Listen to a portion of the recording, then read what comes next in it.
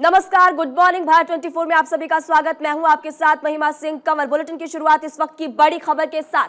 श्रद्धा murder case में इस वक्त की बड़ी खबर आपको बता दें, आफताब ने सबसे पहले हाथ के टुकड़े किए थे, ये बात निकलकर सामने आ रही है। आफताब से पूछताछ में बड़ा खुलासा हुआ। शव काटने वाले हथियार तलाश रही है पुलिस। आफताब के फ्लैट से कई हथियार भी बरामद हुए हैं, ये इस वक्त की बड़ी खबर। लगातार भारत 24 इस खबर की जानकारी आप तक पहुंचा रहे हैं।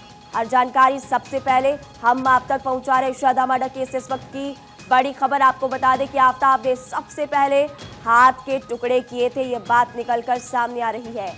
आफताब से पूछताछ में ये बड़ा खुलासा हुआ, यानी कि आफताब की तरफ से ये कबूला गया कि आफताब ने सबसे पहले श्रद्धा के हाथ के टुकड़े किए थे। और बता दें, शव काटने वाले हथियार भी लगातार पुलिस तलाश रही है। इसी के साथ साथ पुलिस को कामयाबी मिली थी।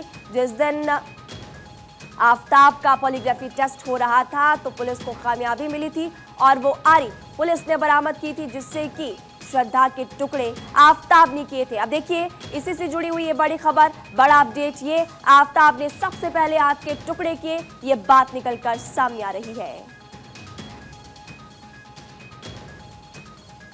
मेरी सहयोगी सोनिका सिंह इस खबर पर और ज्यादा जानकारी विस्तार से देंगी। सोनिका, भारत 24 लगातार इस खबर पर पल पल की जानकारी अपने तमाम दर्शकों तक पहुंचा रहा है। अब ये बात निकलकर सामने आई कि आफताब ने सबसे पहले हाथ के टुकड़े किए थे।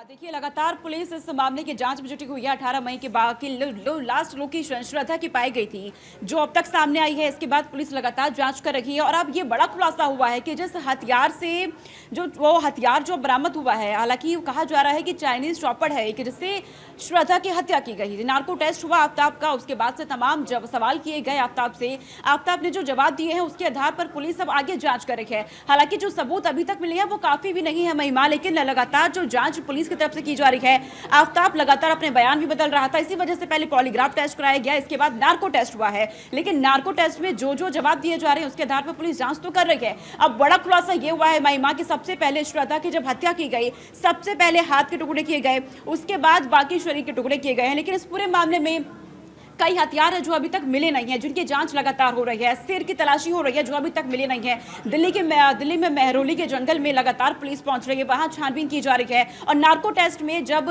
आफताब से सवाल जवाब किए गए, उस दौरान सवाल किया गया फोन के बारे में कि श्रद्धा का फोन कहाँ है, क्योंकि लगातार श्रद्धा के फोन की जांच हो रही थी लेकिन उसका कोई सुराग नहीं मिल पा रहा था।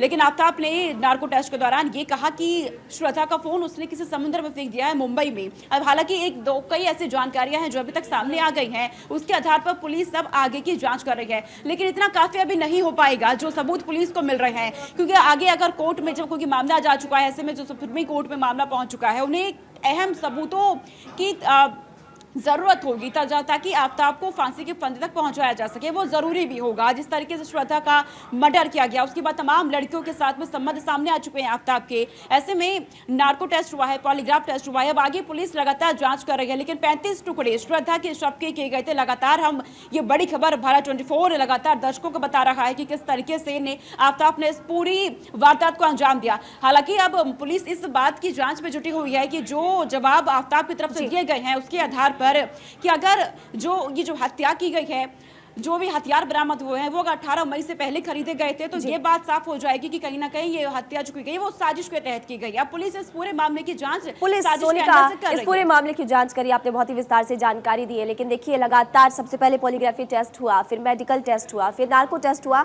और कल ही पोस्ट नार्को टेस्ट भी हुआ था, जिसमें कि लगातार सवाल पूछे जा रहे हैं आफताब से। आरी बरामद कर ली गई है, लेकिन आफताब के फ्लैट से और भी कई हथियार बरामद किए गए, इस तरह की जानकारी भी मिल रही है। सोनिका, बिल्कुल महिमा, देखिए फ्लैट की तलाशी लगातार ली जा रही है। कई वहां पे हथियार बरामद हुए हैं और जहां से वो हथियार खरीदे गए पुलिस वहां भी पहुंच रही है, दुकानों पर पहुंचा जा रहा है, उनसे तलाशी वहां पे तलाशी ली जा रही है, पूछताछ की जा रही है।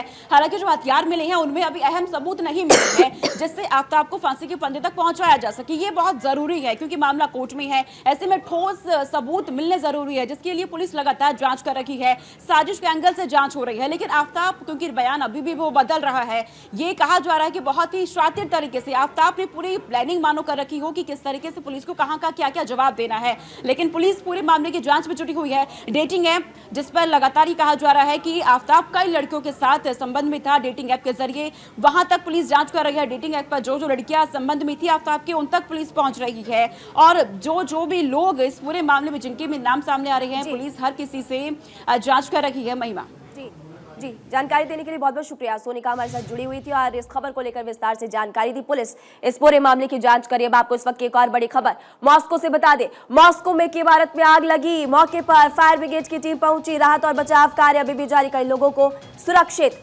बाहर निकाला गया है। ये बड़ी खबर मॉस्को से।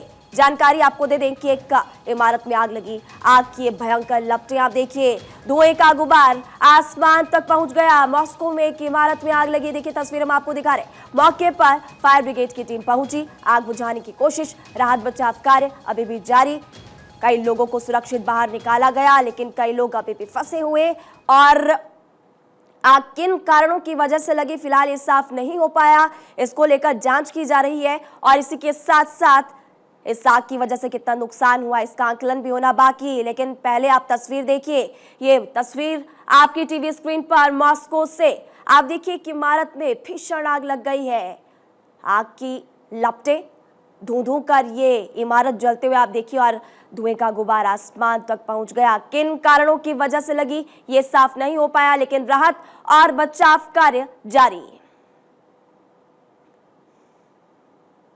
अब आपको अमेरिका से इस वक्त की बड़ी खबर बता दें। अमेरिका के हवाई से ये बड़ी खबर, 38 साल बाद सबसे बड़ा ज्वालामुखी फटा है। पहले 1984 में ज्वालामुखी विस्फोट हुआ था। ज्वालामुखी से निकलते दिखा चमकीला लावा और राख का विशाल गुबार। ये देखिए, ये तस्वीर आपको हम दिखा रहे हैं। ये अमेरिका के हवाई से 38 साल बाद ऐसा हुआ। 38 साल पहले इस तरह की तस्वीर वहां से सामने आई थी। 38 साल बाद देखिए अब फिर से लावा बह रहा है। खतरे में 20 लाख लोगों की जान है।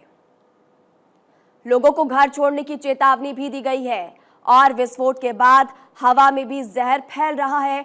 लोगों को दमघोंटू हवा परेशान कर रही है। अमेरिका के हवाई से बड़ी खबर, तस्वीर आप देखिए। 38 साल बाद ज्वालामुखी फटा, सबसे बड़ा ज्वालामुखी फटा है और लोग परेशान।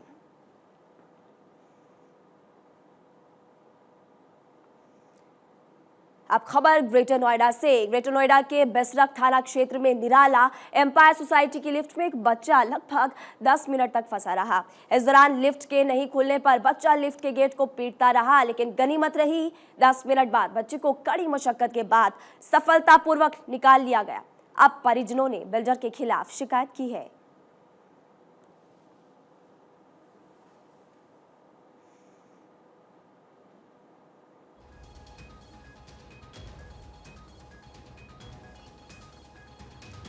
तो ये देखिए तस्वीर आपकी टीवी स्क्रीन पर, सीसीटीवी में दिल दहला देने वाली ये वीडियो सामने है। एक छोटा सा बच्चा किस तरह से दरवाजा खुल जाए लिफ्ट का कोशिश कराए। 10 मिनट तक लिफ्ट में छोटा बच्चा फंसा रहा, मदद के लिए चिल्लाता रहा, लेकिन लिफ्ट खराब थी और ये सारी तस्वीर सीसीटीवी कैमरे में कैद हो गई।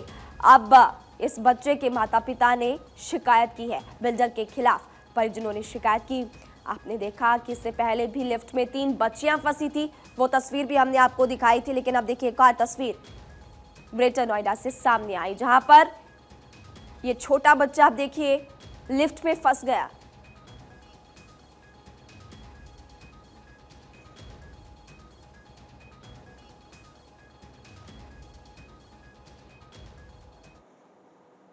और पंजाबी सिंगर सिद्धू मूसेवाला की हत्या की साजिश रचने वाले मास्टरमाइंड गोल्डी बराड़ को कैलिफोर्निया में अमेरिका में डिटेन किया गया। इसके बाद अब भारत सरकार ने गोल्डी के प्रत्यर्पण की प्रक्रिया तेज कर दी है। भारत 24 को मिली जानकारी बता रही कि भारतीय अधिकारी कैलिफोर्निया के लिए रवाना हो चुके हैं। पंजाब की सीएम भगवंत मान ने कैलिफोर्निया में गोल्डी बराड़ के डिटेन किए जाने की जानकारी दी है अहमदाबाद में।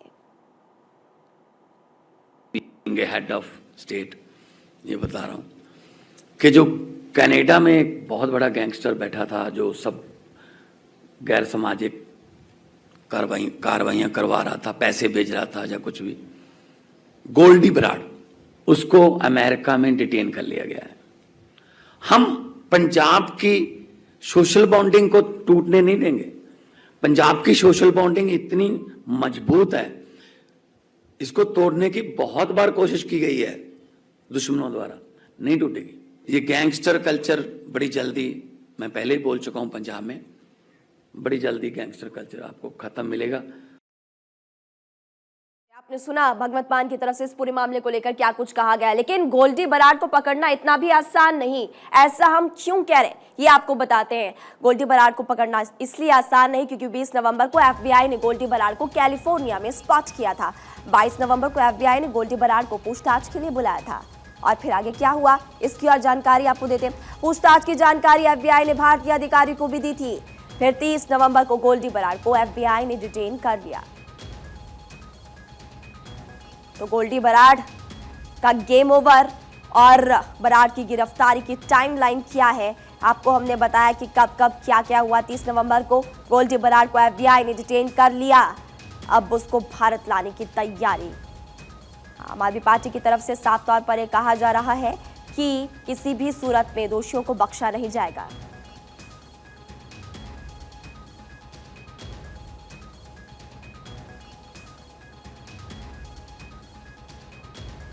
गोल्डी बराड़ का गेम ओवर और ऐसे में गोल्डी बराड़ का अमेरिका प्रवास, इसकी और ज्यादा जानकारी आपको विस्तार से हम देते हैं कि गोल्डी बराड़ पर सिद्धू मूसेवाला की हत्या की साजिश रचने का आरोप लगा था।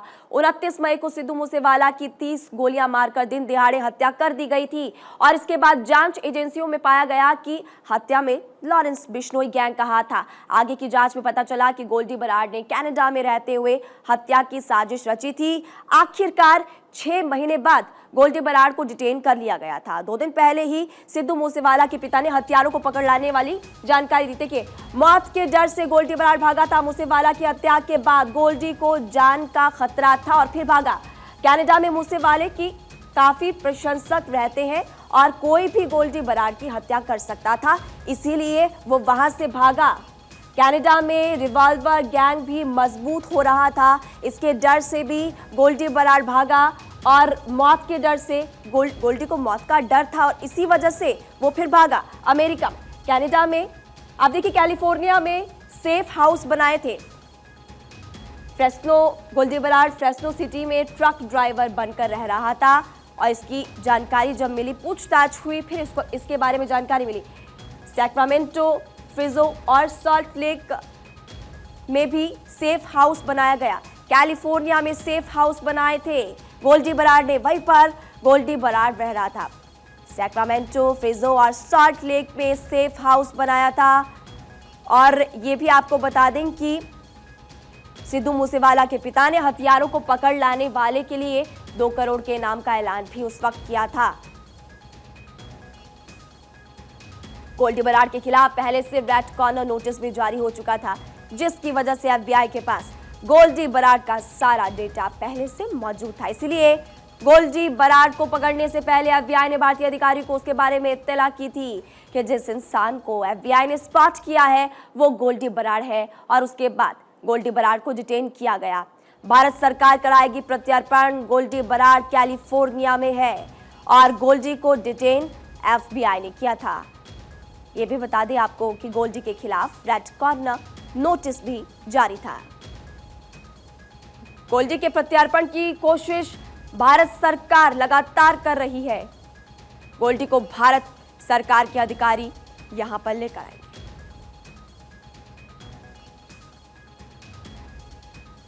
गोल्डी को भारत सरकार के अधिकारी लेकर आएंगे। 29 मई 2022 को जब सिद्धू मूसेवाला की हत्या की गई थी तब गोल्डी बराड़ कनाडा में रहता था, लेकिन हत्या के बाद गोल्डी बराड़ कनाडा से कैलिफोर्निया भाग गया था। हमने आपको बताया कि गोल्डी को जान का खतरा था, डर था मौत का, इसीलिए वो फिर यहां से भागा।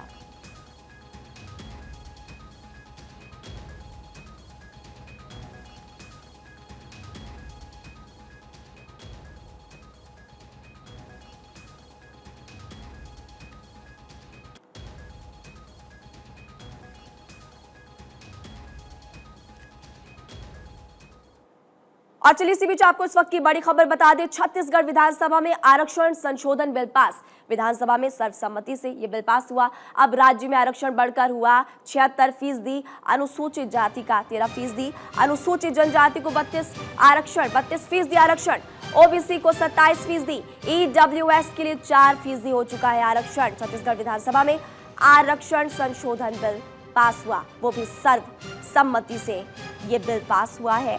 विधानसभा में आरक्षण संशोधन बिल की जानकारी हम आपको दे रहे हैं कि किस किस जाति के पास कितना फीसदी आरक्षण। अब राज्य में आरक्षण बढ़कर 76% हो चुका है। अनुसूचित जाति 13%, अनुसूचित जनजाति को 32% का आरक्षण।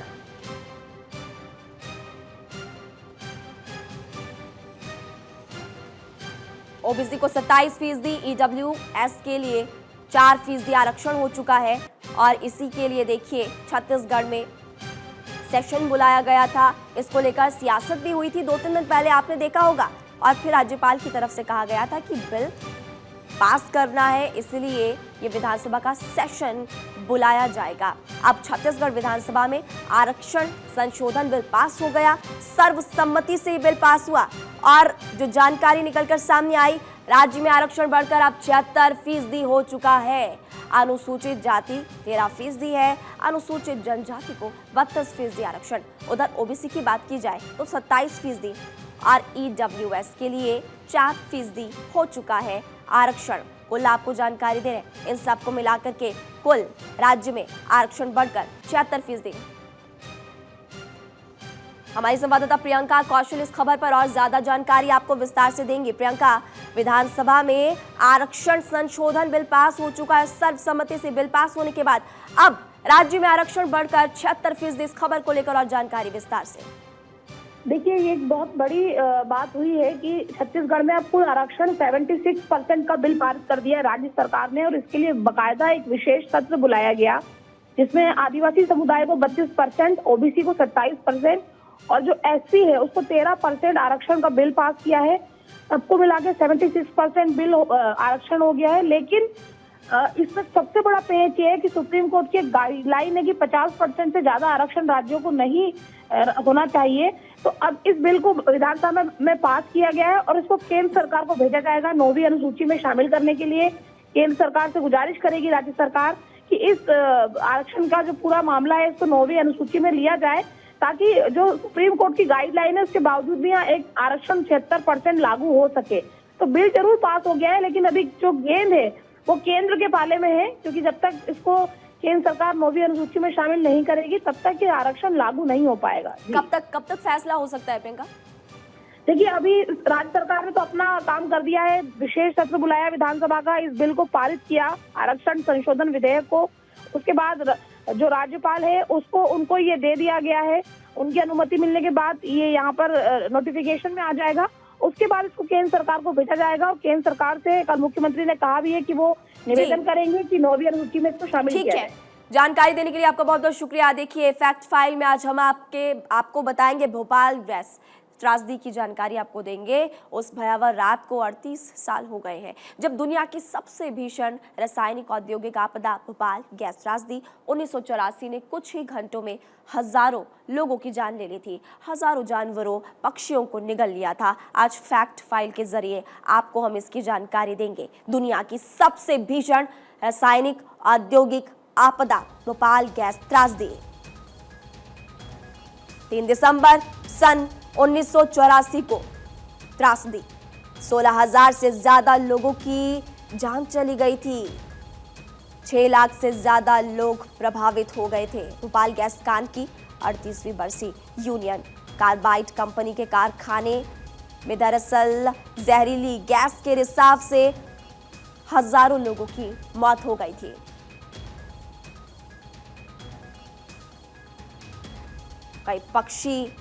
कई पक्षियों की जान चली गई, कई जानवरों की जान चली गई।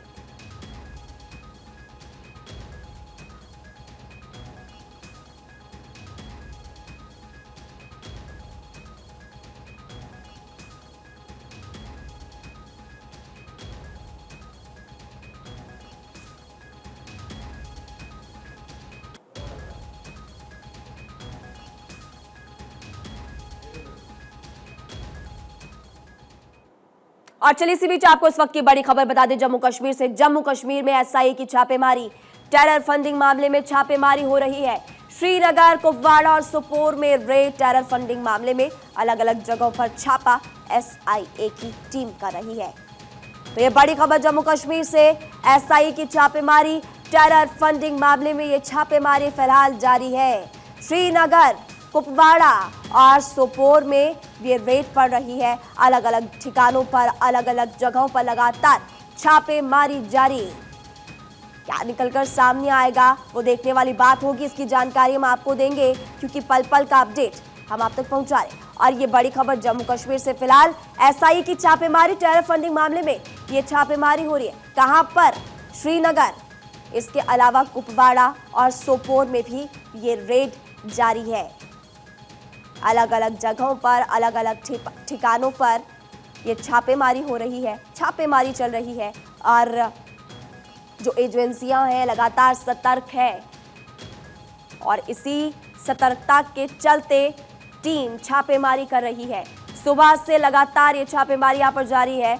और इस मामले को लेकर ये भी हम आपको बता रहे हैं, टेरर फंडिंग मामले को लेकर ये छापेमारी हो रही है श्रीनगर में, कुपवाड़ा में और सोपोर में। श्रीनगर, कुपवाड़ा, सोपोर के अलग अलग जगहों पर, ठिकानों पर ये रेड, ये छापेमारी टीम कर रही है। और कौन सी टीम? एसआईए की ये छापेमारी फिलहाल सुबह से जारी है। तो इस वक्त की बड़ी खबर आपकी टीवी स्क्रीन पर जम्मू कश्मीर से।